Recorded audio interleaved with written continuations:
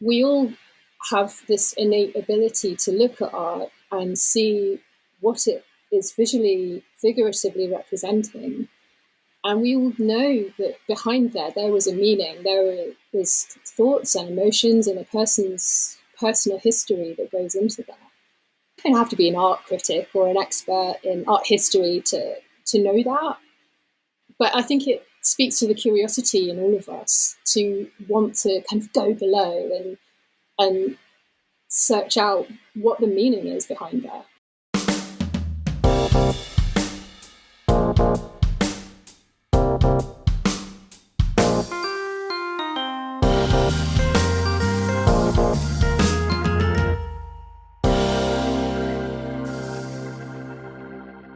Hello, print friends, and welcome.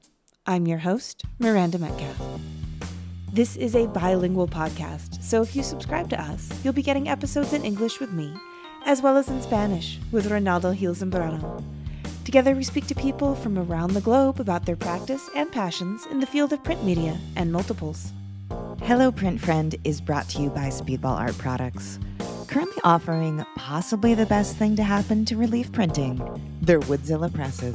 Beautifully made in the Netherlands, these uniquely engineered presses perfectly combine superior craftsmanship and performance at a price that makes them accessible, whether you're a seasoned printmaking pro or new to the craft. Available across 5 sizes, each Woodzilla press is precisely manufactured from heavy-duty steel and designed to apply uniform pressure without undue work or stress for the artist, still guaranteeing a beautifully printed result at every reveal.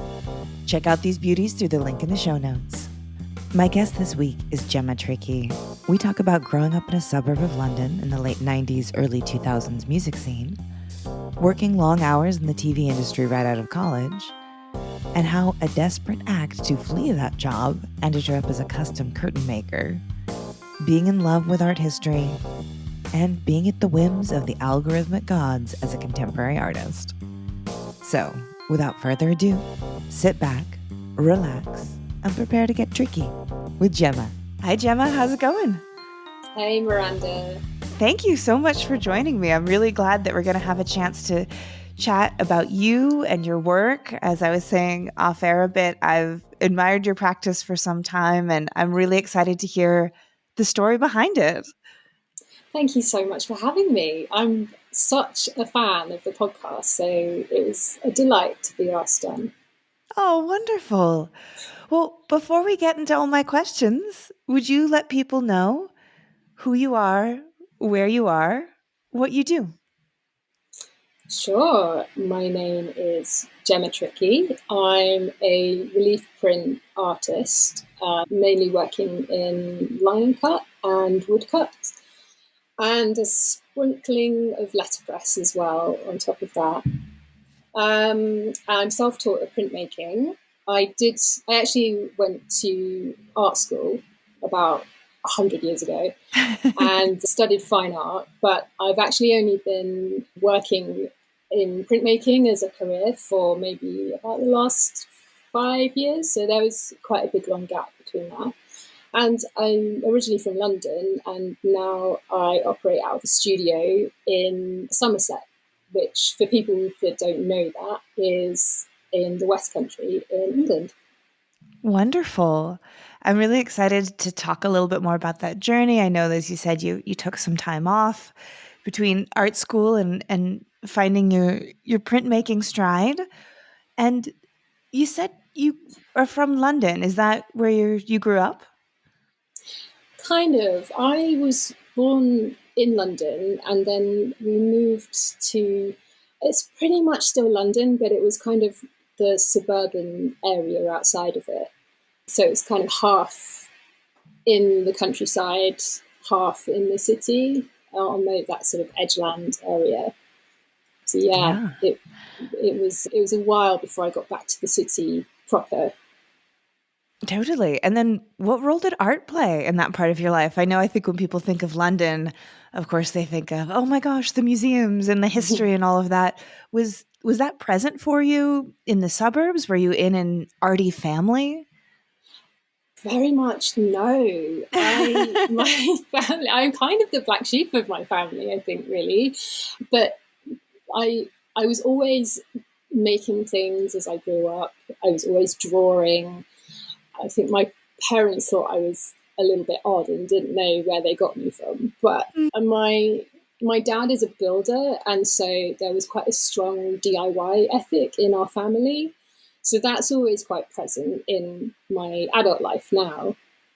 And yeah, I think so he would always, if we needed a tool, he wouldn't go buy it, he would make it. Oh, or wow. If I needed a desk to make some painting on or something, he would make that for me rather than going out and buying it from the store. So I grew up very much with that. Then did a lot of art at school. And my parents were always kind of like, well, it's great that you do all this art stuff, but don't you think you should do something sensible with your life or have a backup? That's a classic thing you hear, isn't it? Have a backup. Mm-hmm. So yeah, and then I did some backup things like for my GCSE exams that you take when you're about 15. So I did things like economics and stuff like that. Got terrible grades in all of them. But art, drama, all of those kind of things, that was clearly where I was heading because I was okay at all of that, which was really great. And I could just, it was the thing that really just absorbed me. So in terms of London, that wasn't really too present in my life, although we lived on the outskirts, not really having arty parents. But there was quite a strong, how do I say it? There was like a strong ethic amongst myself and my friends of kind of do-it-yourself events. There was quite a strong music scene back in the late 90s, early 2000s of that sort of melodic punk rock, hardcore. So we'd all be hanging out listening to bands like the Bouncing Souls and Operation Ivy and NoFX. So it was that sort of punk rock ethic that made a lot of us get together and make art events and put on music events, maybe sometimes combine the two. So we had a cool little scene going on in a town that was not too far away from me called Watford, which is one of the satellite towns outside of London. So we would do a lot of our own stuff, put on a lot of our own events, and kind of go against the flow because everything was getting a little bit slick with promotion, and the music back then was really super poppy and super slick. So we kind of had a little kickback against that in putting on our own stuff, making our own zines. So I think that's where I got a real taste of an art scene and actually being part of an art scene as well. Yeah. Yeah, I think we're probably of a similar generation, and I very much remember that aesthetic and that kind of zeitgeist of just shiny, perfect, poppy Britney Spears, Christina Aguilera, Jessica Simpson, just like we're blonde, we have abs, all of our music sounds the same. Like it's just, and it seemed very, very sterile and very constructed and not something I ever connected with personally. And so finding a scene like you did that had like-minded people that sort of said, okay, this is what we're kind of being fed, but what if we created something that was very genuinely interesting to us? That sounds really rewarding for sure. Yeah. Yeah, it was. It was nice to actually take control of something and be able to put on our own events in our own way. So we did loads of things. We did the music events. And also we did a lot of art stuff around that. So we would say to people like on our mailing list or even just friends locally, if you want to make some art, we're going to show it in this pub. There's going to be bands on. And it was cool because people could come and see someone's art that they made that they've never even thought about exhibiting. Nobody was kind of in that arty world yet. We didn't even think about the notion of, say, taking any commission like a gallery would. It just was not on our radar whatsoever. So it was kind of pure.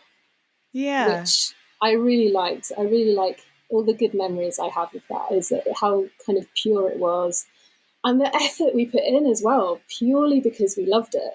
We did an event once. So we were a collective called DIY WOMP, which stood for Do It Yourself Word of Mouth Promotions, which is a little bit of a mouthful now. I look back on it now, but it worked. It was kind of punchy as well, and we had this cool like poster pop logo. And we did this event once where we had a gig on in the town centre. This is being suburbia was quite close to a lot of woodland and things like that. So we said to people, if you want to stay for the after party, then stick around. And we led these guys into the woods. It sounds a bit sinister now, I think, but we had gone there in the day previously, and we'd lit everything up with fairy lights and glow sticks, and we put signs up saying, a little bit further, nearly there. And then when you got to this clearing in the woods, we'd hung art all around just from the trees, just like strung up on the trees. I was doing a lot of stencil art at the time. So I had a few pieces up there, and just loads of our friends had come together just to make this. It kind of had an Alice in Wonderland theme the whole night. So it was really cool. And to see people stumble into this weird post-gig arty world, it was just the coolest thing in the world. And people were saying, like, I can't believe you've done this. I can't believe someone's set this up. And it just gave us this real feeling of how cool stuff can actually be. And you don't have to wait for someone to put it on for you. Yeah. Oh, what a cool experience, especially to have in those formative years of really seeing, okay, this is something that I can manifest, and this is something that is giving people a unique experience and the real joy in that. That's very and cool. sort of the power of collective as well, and what they can do. And to this day, I'm endlessly fascinated with people that come together and do community projects and make things as a team, which is kind of weird because I do work alone an awful lot, and I like that. I'm into it. But when people come together, I think there's a little bit of magic dust on that, and it is always kind of cool to see people's stuff mixing together. Yeah, absolutely. Well, and you mentioned in this experience, you mentioned zines and maybe posters and stencils, which of course is a kind of printmaking. Were you using print at this time at all to create any of this? Was printmaking as a medium in your world? No, not at all. I found printmaking really early, actually. Printmaking has been popping up in my life for years and years and years, and I've only done something about it in the last, say, 5 years, like I said.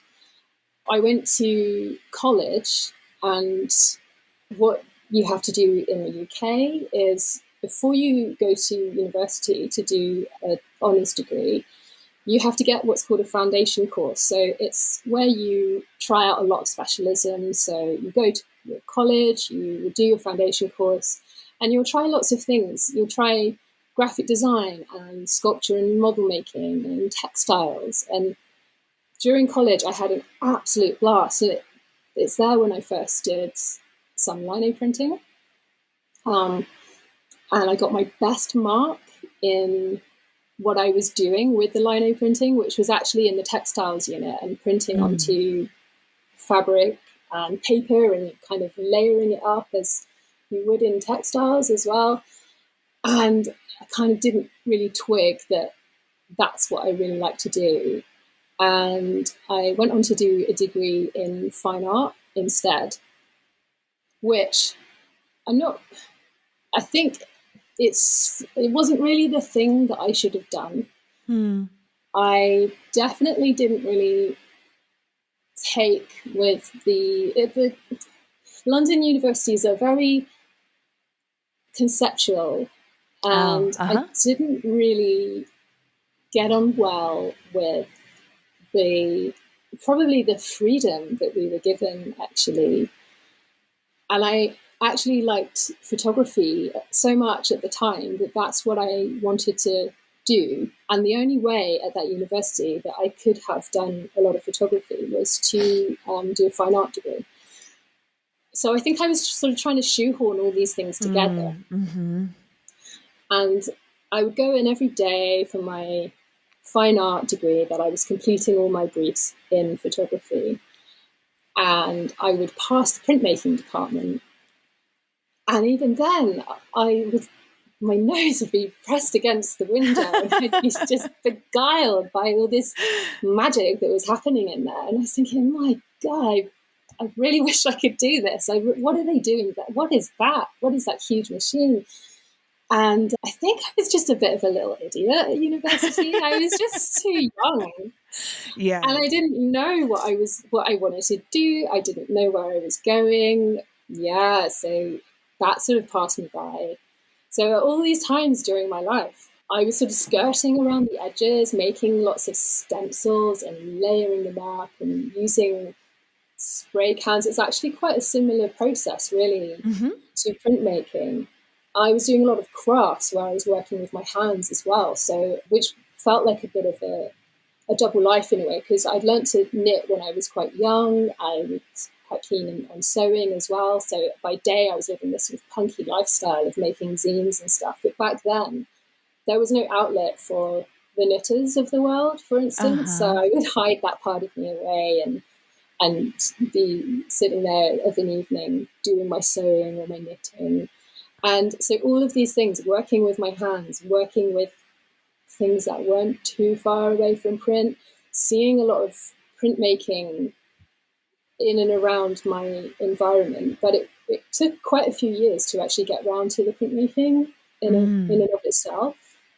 It's such an insane thing that we make children choose what to do with their lives. When you said I was just a little idiot in college, I had to laugh because I felt the exact same way. For me at the time, I was completely in love with dance, and all I did was dance when I wasn't in school and study dance.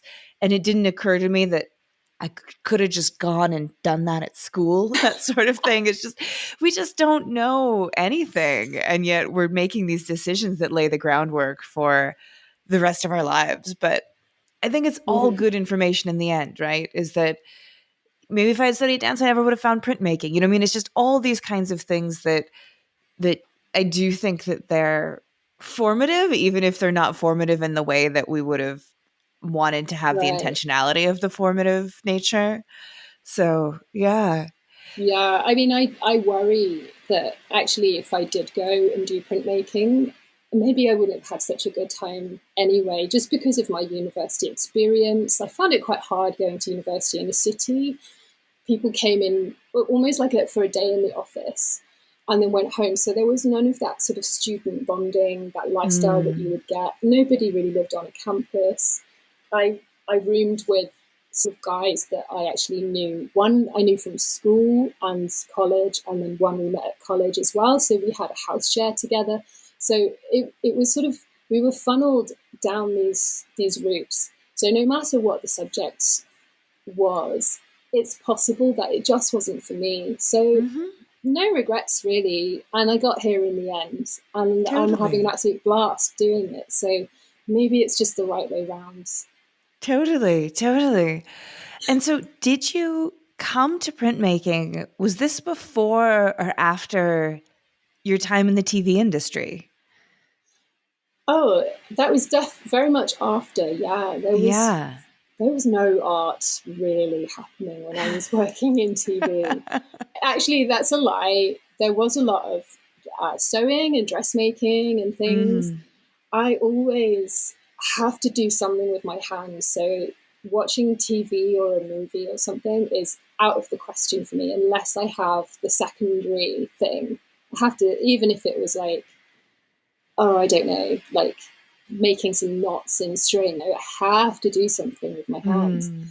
So I was always making stuff, but yeah, it wasn't until I'd pretty much quit working in TV, which came along very soon after I finished university.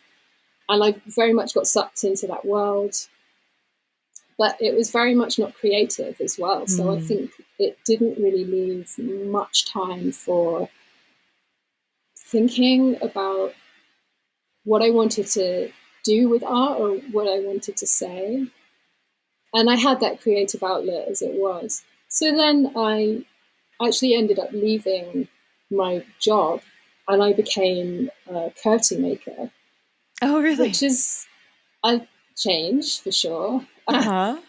I wanted to do something that was creative and working with my hands and working with something beautiful as well.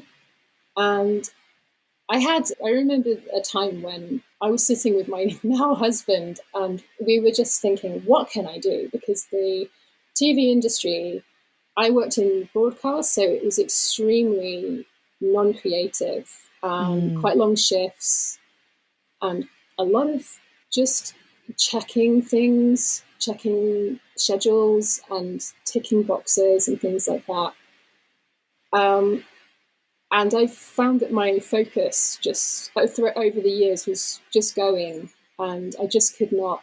I think it was probably a short matter of time before I would have got the sack for something. I think I was really just flying by the seat of my pants in the end because I just couldn't do my job properly. My focus wasn't there in the end, and I thought I need to get out and do something that makes me move, for one, because I was just sitting down in a chair for 12-hour shifts, and something where I can create. So I remember we were sitting in my husband's studio and we were putting notes up on the wall, sticky notes, of all the things that I could do. So like yarn dyer, I could knit socks for a living. All these things we were thinking of, and we were just like, this is not something you can just start doing and making money at.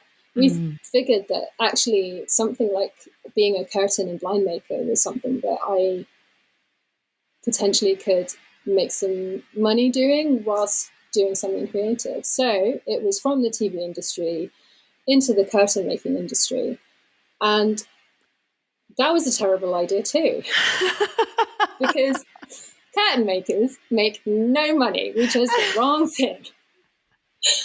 And it took me maybe a year or so to realize this. But in the meantime, I'd actually worked with so much beautiful fabric. And those feelings of, just like at college with the textiles course, so I was thinking, I want to make this. I want to do this. You make a curtain and you make 60 curtains and they get very samey. So it was kind of the same vibe of the repetition day in, day out. I also hated going to people's homes and doing measure ups. I felt very awkward doing that.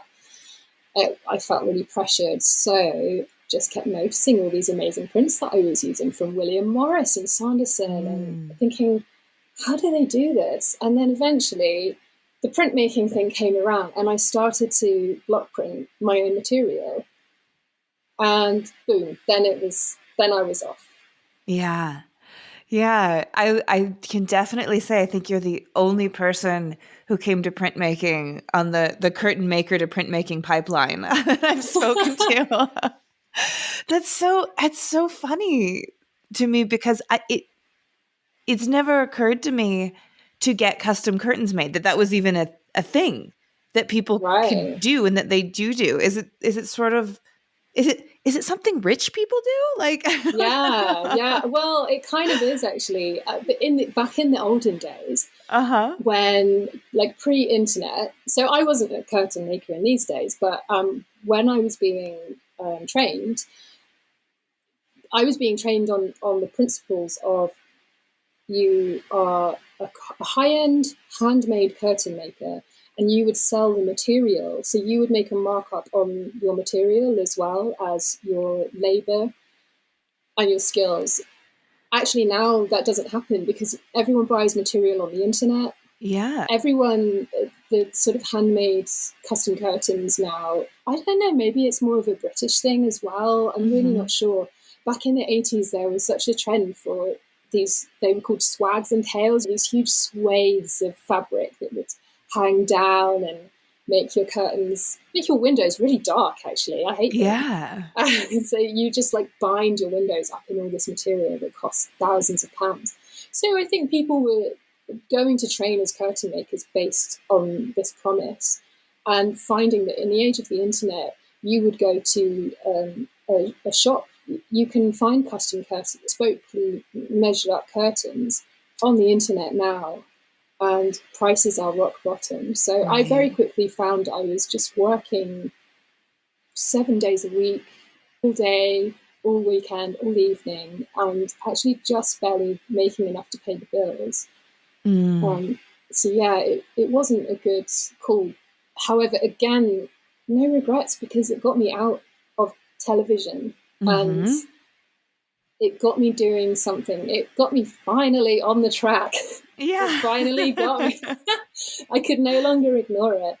And yeah, and I sort of got over my fear and started printmaking, and yeah, I just haven't looked back. Oh, that's great. Yeah. And so you talk about your work being inspired by William Morris, Aubrey Beardsley. And so you got that first sort of peak of that aesthetic through Curtain Life, if I'm sort of hearing the story correctly. And I also love that look and that feeling. And you talk about old scientific reference diagrams and the weird creatures and that sort of thing. And I also am so connected to that look. I really, really love it. And maybe my question is just, what do you think it is about that feeling that at least it gives me, and maybe what it is about it that it connects with you? Because it's not really of our past. It's not really nostalgic from, being Right, yeah. an 80s baby, right? Like it's long before that. It was definitely long before that. Yeah, I think it does. It just harks back to something that we obviously hold so dear. The way that people used to make things, I think, is really precious to people. So looking at something like William Morris, if you ever see the way that he would make his repeat patterns, there was no tracing paper, there was no Photoshop. Everything was done very much by hand at great expense. And if you made a mistake, because all these things were made out of wood, the wood cuts to make the materials and the wallpapers, if you made a mistake on any of those, you're toast. You have to start again. And I do think that there's a huge appreciation for that. Even if you don't quite know the work that went into something, you can appreciate the sheer amount of detail and the beautiful colours that went into something like that. So I do think it touches something within us, a deep appreciation for those kind of heritage crafts, really. Yeah, I think there's something to that I've, never been able to prove. I don't know how you go about proving it, but something about art in general that people perceive more than they maybe think that they perceive about it. And they connect with things that are really beautifully created, as you say, even if they don't necessarily know the process. And it could be printmaking, it could be oil painting, it could be sculpture, but people have just a sense of understanding that there was a human who really put a lot of effort and focus and time and craft into something like this. And it comes through, I think. Yeah. Absolutely. I think one of the things I'm really obsessed with in my work is this notion of the hidden thing, or secrets and thing. And that doesn't even have to be something so blatantly obvious as something hidden in a box or something. But the history behind something, or the meaning behind an artwork, we all have this innate ability to look at art and see what it is visually, figuratively representing. And we all know that behind there was a meaning. There is thoughts and emotions and a person's personal history that goes into that. You don't have to be an art critic or an expert in art history to know that. But I think it speaks to the curiosity in all of us to want to kind of go below and search out what the meaning is behind that. Yeah. Yeah. I think, speaking of, as you speak to that, it makes me think about some of your images that have that little kind of pagan creature feeling to them that I really love, and almost like sort of secret ritual or something like that. I don't Right. know. It has that hidden world feeling in your compositions where it seems like you're looking into something that's already been going on, and you don't have the before and the after context for it, but it seems like a very specific place of maybe, I don't know, maybe isn't for 21st century humans. It's for like, it's for Right. creatures from Yeah. another time. Yeah. Yeah, I do. I really like it's beguiling, isn't it, to think, what are these guys doing? What are Yes. they? Is this paganism? What is this, some kind of like proto-humanity? What is happening there? I find that really interesting about the meaning that we would layer on to these things. So I'm really interested in things like carnival costume and ceremonial costumes with things like embroideries and bells on and masks and things like that. And we all have them in our societies. A lot of the time, they're used, I mean, they can be used negatively for things like nationalistic nostalgia and stuff like that, which Yeah. doesn't necessarily always have good connotations. But we all of us have a propensity to want to know what stories they tell. So I find that really beguiling, the way that you can layer on your own. And I do it myself when I'm making a piece. I a lot of the time won't really know why I'm putting something there, what I'm doing with this, why am I putting these two things together.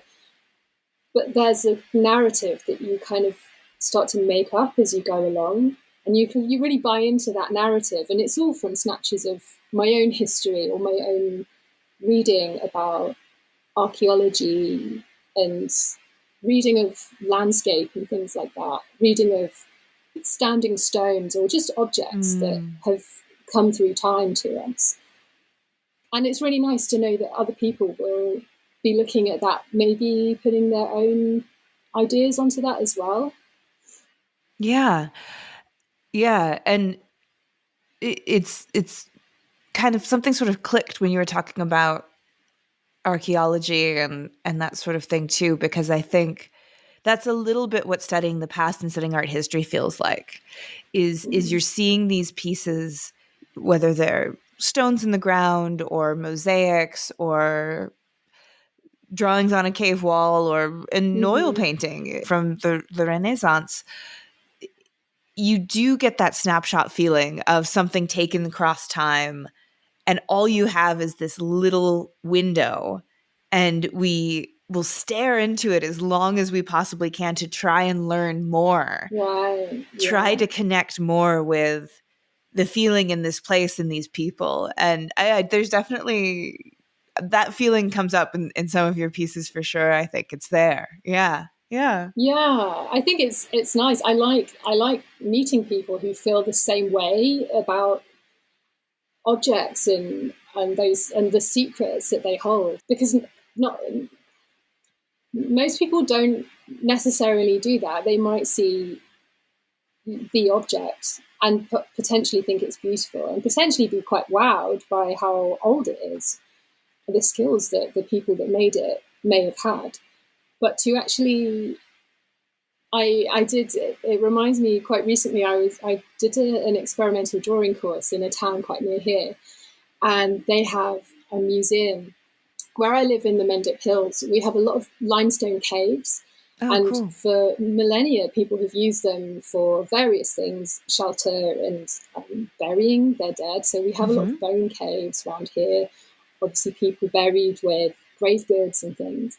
And there's this amazing Neolithic jar that was made by the Beaker people that was buried as a grave good with one of their dead in these caves. On this experimental drawing course, I had to draw this jar and trace the lines that the person that originally made in it. So they had cord that they'd twisted and then embedded in the clay as it was. And they'd taken a sharp implement and then made lots of diagonals. So we were making triangles, straight lines down.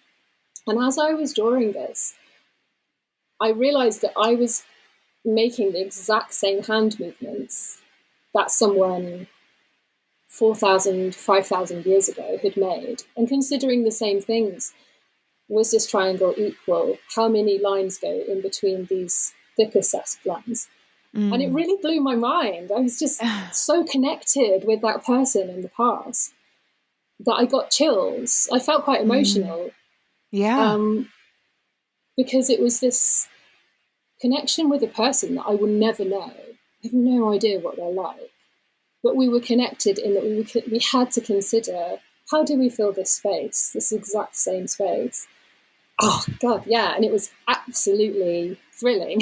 Yeah. So I really like things like that. And that's a mystery. That's a secret as well. But there's stuff to be delved into there, which is just really exciting for me. I love things like that. Yeah, I completely understand it. And when you were speaking about how it's this sort of, it's one of these things in the world that some people are just lit up by, and some people just, they don't, it leaves them cold.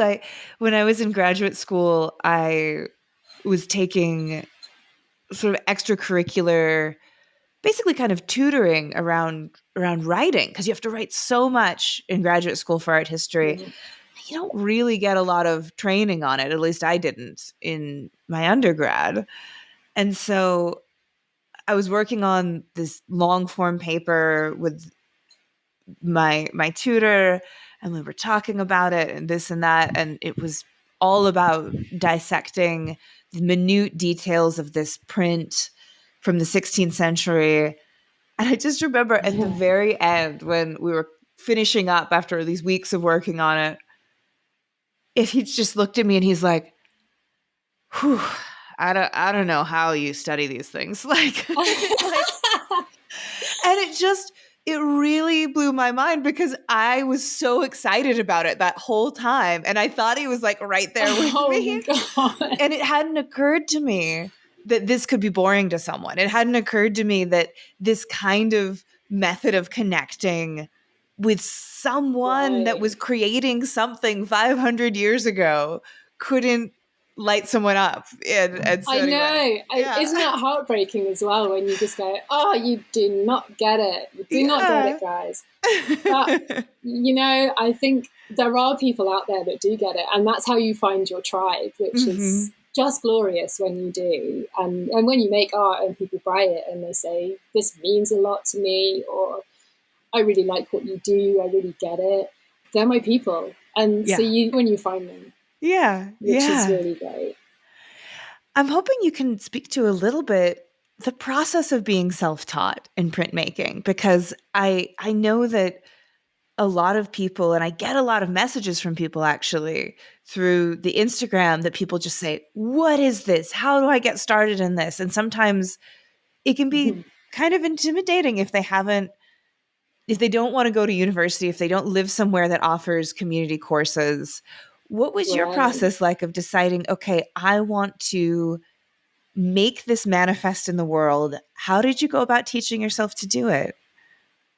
I think for me, there was a sort of a push me, pull you thing between absolute imposter syndrome, cluelessness, and also that going back to that sort of punk rock DIY ethic, where I would eventually get quite annoyed at myself in the situation for not really just pulling my finger out and getting it done. So I I mean, we all know things like YouTube are so great, and people on Instagram are so generous with their time and their information that they share. So I think there was a lot of Googling things, watching what other people do, and being a really good community. That's one of the things I would say is such a good thing on Instagram.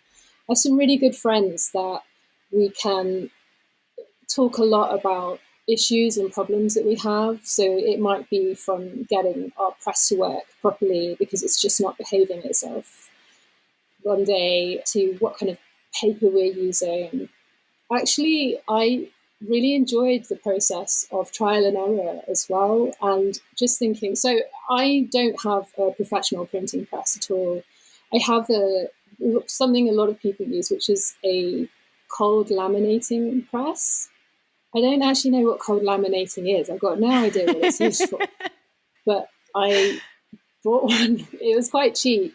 And then I swapped, it comes with these rubber rollers, and I swapped the top roller out for a steel conveyor belt roller. So it's kind of a Frankenstein press. Mm-hmm. My husband is a furniture maker, so he actually made me a proper print bed for it because it was pretty ropey and tends to fall over a lot if you don't have kind of books either side to stabilize it as well. So slowly it's becoming something really good. But I've barely spent any money on it whatsoever, and very much just tried things and had lots of failures. And please don't get the idea that I've been gracious about those failures either. I have wanted to throw that thing out the window so many times. But I'm so concerned that one of the barriers to printmaking should not be the expense. And actually, I still make a lot of the prints just with a wooden spoon as well. So yeah, I'm really keen that people don't have to feel like there's a huge barrier to entry with it. And just try a lot of things. Try all the papers. Mm-hmm. You don't have to get expensive papers. And yeah, I get people asking a lot about the technique of carving detail and real tiny stuff. And my answer to them is always, you've just got to do it. You've just got to fill up a sheet of plywood or of lino with lots of mark making, lots of practice. You've got to get a magnifying glass and a really good light, and maybe some reading glasses if you're me because your eyes are going. But yeah, you've just got to put those hours in, and there's so much information out there that you can really get a lot of help now. It reminds me of what you're saying about putting the hours in. Something that was once said on the podcast that I think about all the time, which is that when you're getting started, you're going to have a lot of bad prints in you, and you just have to get them out. Like, it's just part of the process. And I've always loved that as a way of putting it, because it really doesn't sort of moralize the learning process. It makes it sound so tangible and pragmatic. It's just like, look, you're going to have some shit work in you. Just push it out of your system, and that you're going to have some mistakes in you. And it's just almost like a cleansing process to get to the good stuff that is inherently within everyone. Yeah. Mm-hmm. Yeah, and kick back against that. Get angry about the fact that you can't afford to go to art school and have people teach you. Just do it and keep doing it until you get a good print. I think nowadays that there's an issue with everything you make. It has to go online. And it has to be good. It's got to be the Instagram perfection, because it's got to get the likes and the follows and things like that. Yeah. So it's tough for people now, because if you spend 2 weeks just perfecting your mark making, I mean, who's going to do that if they can't put it out there and get some instant feedback? Because we all love that. It feels so good. We get that real dopamine hit. So yeah, it's almost like you just have to force yourself just to say, I'm going to make terrible work like you said. They say that with drawing a lot as well, don't they? I read that recently because I'm not a good drawer. I've always drawn and I'm pretty terrible at it. But they say you really have to just get all your bad stuff out. Mm-hmm. So you're absolutely right. And just accept you got to practice this stuff. Yeah. And I definitely like what you said about that likes and the dopamine hits that you get from the likes, and that being such an element now in a creative person who's putting their work in the world. And do you find that you're guided by the likes? Can you separate yourself from that? That's something that I've heard printmakers talk about before, although I don't think we've ever really discussed it directly on the podcast. That idea of, particularly when you're really still in the formative years of your practice, you're not someone who's 4 decades in and has their craft, has their voice, but in the first time period of finding our way as a creative creator, that you may make something that you really like, but you're like, oh, this got half as many likes as this other thing that I didn't like as much, and trying to either follow the likes, the algorithm, the voice of the public, or following yourself. What's your experience with that? I think you, as hard as it is, I think you have to really separate those things. And it's tough because then you spend a lot of energy on resisting that urge to put things out there, and also the pain, because we all feel it, right? That pain when something you really like and it just flops. You get nothing. But it's such an odd thing. All of these apps, they work on very whimsical algorithms as well. So whilst it's so easy to spend that energy worrying, you've got to remember as well that you're at the whim of an algorithm, not how proficient you are at your art. And I think it's probably very damaging to people, especially when starting out. If you see your favorite people on Instagram and that's how you get into whichever kind of art you want to do, you want to be good at it straight away. And I think it's probably quite damaging if you then are putting stuff out there and really not getting much feedback at all. I believe it's harder now as well. Nowadays, I think people find it quite hard to get established on Instagram too. I think there's lots of things where they want you to pay money to get your post seen and things like that. I find it very easy to switch off from all of that because I just find it so overwhelming as well. I really enjoy using something like Instagram, but I have to have maybe an arm's length between me and it. So I tend to sort of put something out there and then maybe don't check it for a long time until I've got a bit of distance between it. Because if I was at the whim of likes and comments and things like that, I don't think I'd be able to handle it. Yeah. I think it would be really, really damaging for my art because it would make what I do not about what I do. Yeah. Which is just like one too many oxymorons to have in life. Absolutely. Yeah.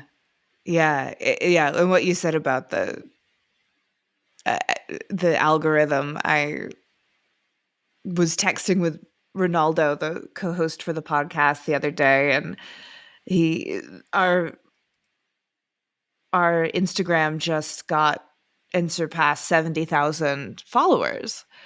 And we were talking about it, and I said, well, the algorithm giveth and the algorithm taketh away. Like you can't get wrapped up in it because it's so not related to merit and skill. It's just what the system is rewarding right now and what it's not. And something recently changed in the algorithm because for our Instagram, I was at 58,000 for months, maybe half a year, just slowly like 57, 58, 59. And then something changed and we went from 60 to 72,000 probably in a month. And I haven't done anything better. I haven't been more active. I haven't been trying the new things, which is one of the things they say you should do. If Instagram comes out with a new feature, use it. They'll reward it. I haven't been doing anything different. And it truly feels like that whim of the gods kind of thing where right, yeah, the now Instagram fairy came favor. and Yeah. waved her wand. But it'll go away again. And I'm sure something else will change. And then I'll stagnate at 75,000 for a year or more, or whatever it is. Sure, And yeah. it's not anything that you can really control. And I think the more we can take that to heart and just say, I'm putting this out into the world because I want to see it in the world, that's the best place to come from. And that can be really hard because numbers are so hardcore affirmation. Look at you. You're good. 10,000 likes. Mm, It's, yeah, yeah. it's hard to divorce one's need to be affirmed, I think. Yeah. Yeah. It's a randomocracy, without doubt. Mm-hmm. It's like being just waiting for to happen to be doing all those right things at the right time, and then the algorithm to swing round to you and go, oh, you're actually ticking with this right now. If you change something one day, it could be the thing that you were doing previously that it switches to. So, I mean, who can be at that sort of whim? You don't know the rules of the game. So, although it is so hard, but I found that the best thing about Instagram is the community and Yeah. the genuine friends that I've made online on Instagram. And I think what is really interesting to do is actually to use it to your benefit, but make steps to engage in your local art community as well. Because the minute I started doing that, here in Somerset, we've got a really good art scene. There's lots of opportunities for people to show their work. So as soon as I started entering open calls for the local galleries, you suddenly become part of a network of local people who you will hear about more opportunities and competitions and community projects and things. And you can spend your time immersed in those kind of things, which is real life. And if you're looking to have your art as your career, you can literally sell through galleries and local markets and things like that. So it ticks a lot of boxes in a lot of ways. And then you can do things like get a mailing list and encourage people to join that mailing list from your Instagram, which is always such a positive way to connect with people who are a bit further afield as well. So it's really about being a bit crafty and using those online apps to really complement your art career rather than the other way around, because that's what it is, and that's what you're doing. You're really just complementing and being a product for whichever particular app you're on. So snatch that back. Yeah, yeah, Put that's it such a back good in your point. hands. It's such a good point. And that it's being a artist, a working artist, a self-promoting artist, it's this really holistic thing where you need to really love it because you need to add something to your stories this week, and then you need to go to a market, and then you need to do an open call, and then you need to be in the studio. And it's I think if you can do it with joy, all of it, that's the key, right? Is saying this is all part of the process, and it all should be fun in its own way. Hopefully, hopefully. Sure, yeah, and just spread out those places where you get your validation from. Because if you just hanging everything on Instagram, that ain't gonna work for you. It's gonna slap you about, and you'll feel real bad. So yeah, just don't Yeah. do it. Yeah. Oh, that's great. What are you looking forward to? What's on the horizon for you? Anything you want to shout out or? So yeah, and then I've got a few projects on. I'm quite intrigued by maybe turning my work a little bit more 3D and keeping this idea of sort of secrets to uncover. So I've got a project going at the moment where I'm making those, those sort of Victorian dioramas in a box, and you would look through a little peephole into them. I used to make them all the time when I was a kid. So I'm trying to turn a lot of my lino cuts into maybe a little scene or some 3D work like that for an upcoming exhibition. So we'll see how that turns out. Oh, can we stay tuned on Instagram for that? Do you think that they'll be showing up? Oh yeah, absolutely. Yes, they'll be all over my Instagram, including my failures when I sort of drill through the box in the wrong way or something. Yeah. Wonderful. Well, and then where can people find you and follow you and see your work? So I'm on the aforementioned evil Instagram as Gemma Trickey Studio, Trickey with an EY, and my website is gemmatrickey.com. Beautiful. Well, thank you so much, Gemma, for this conversation. It was really fun, really delightful, and I was thinking it would be. I was hoping it would be, because that's how I find your work. Oh, thank you so much, Miranda. It's been an absolute delight and a pleasure. If you like today's episode, we have a Patreon where you can help us keep the lights on and get bonus content, like Shop Talk Shorts, where our editor, Timothy Pauschak, digs deep on materials, processes, and techniques with past guests. Also, if monetary support isn't in the cards right now, you can leave a review for us on your podcast listening app of choice, or buy something from one of our sponsors and tell them Hello Print Friend sent you. But as always, the very, very best thing you can do to support this podcast is by listening and sharing with your fellow print friends around the world. And that's our show for this week. Join me again next week when my guest will be Melanie Yazzie. Melanie is Diné artist and beloved professor of printmaking at the University of Colorado Boulder. You won't want to miss it. This episode, like all episodes, was written and produced by me, Miranda Metcalf, with editing by Timothy Pauschak and music by Joshua Weber. I'll see you next week.